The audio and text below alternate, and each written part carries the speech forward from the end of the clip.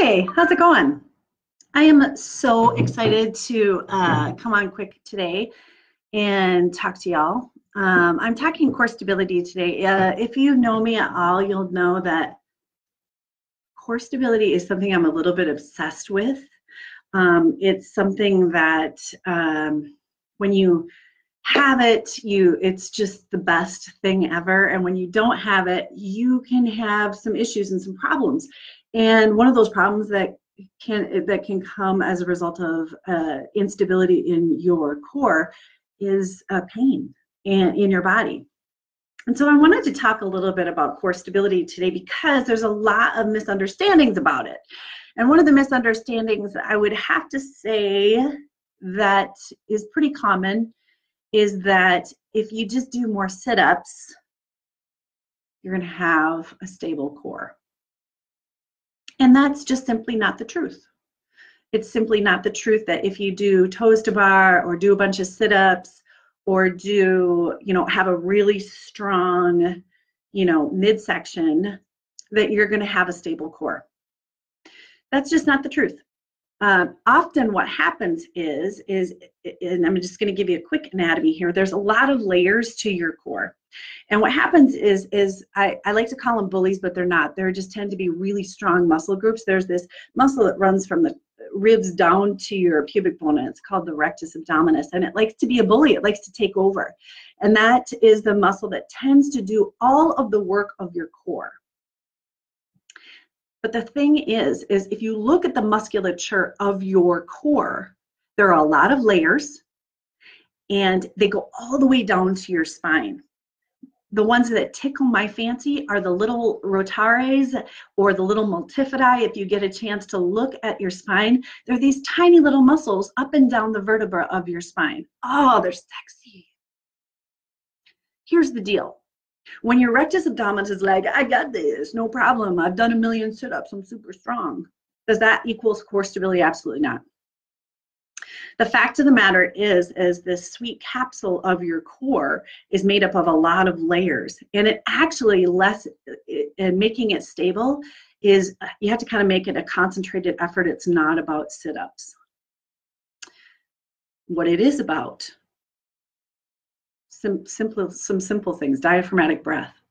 Diaphragmatic breath helps to keep your capsule undulating, including your pelvic floor. Did you know your pelvic floor is part of your core? It is. It's the bottom part of your core. And there's lots of layers in there.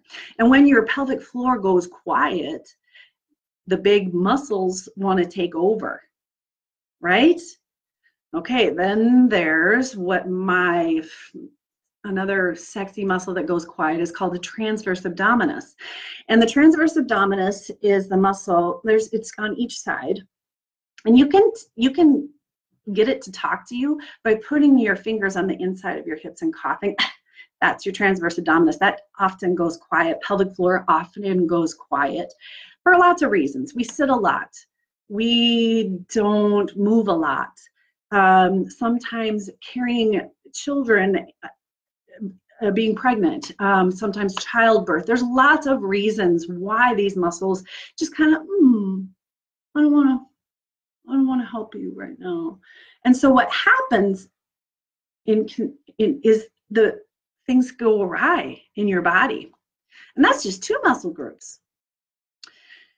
So I want to tell you, and I'm going to put a couple of ideas for exercises in the comments below that I have posted in my blog that I think will be really helpful to you. But I want to be really clear that core stability is not sit-ups. That's just not accurate. You can't sit up your way to a stable core.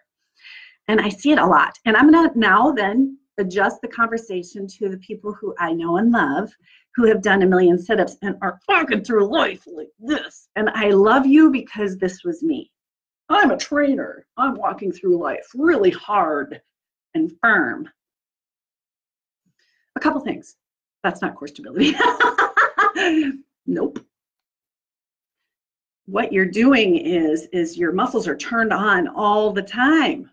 So it's the opposite of really soft and not firing muscles. the muscles are kind of locked in place. And so number one, you're wasting a poop ton of energy holding yourself here. Second of all, the brain forgets that these muscles are meant to be mobile. And so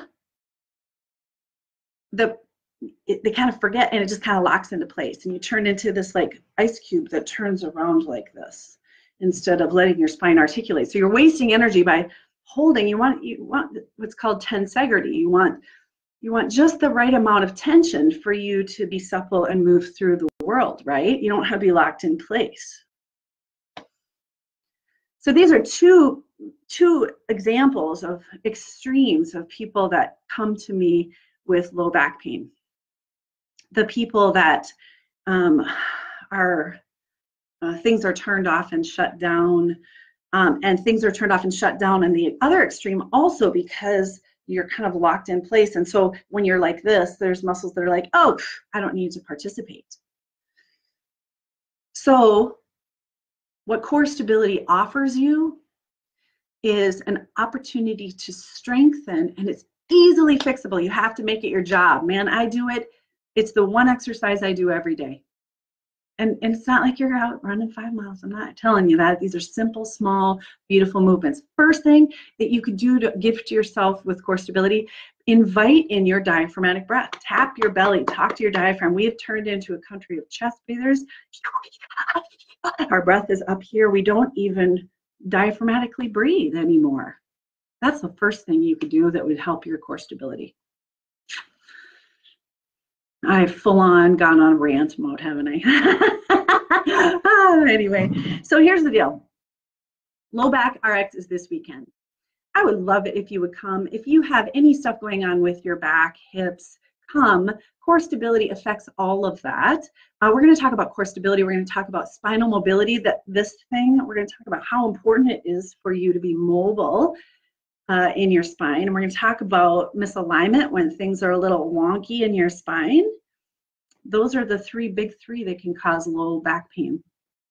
So I'd love to see you. I'm going to put the link here in the comments. But if you can't come, hey, I'm generous.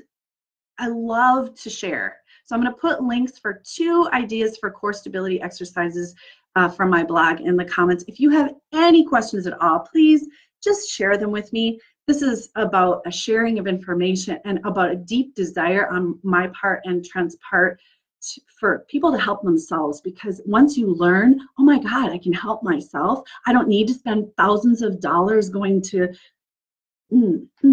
all these people to fix me. No, you're brilliant. Your body is brilliant. Let's teach you the tools so that you can help yourself. All right? All right. I hope you're having a lovely day. I'm going to go out in the sunshine right now. So have a lovely day, and I hope to see you this weekend.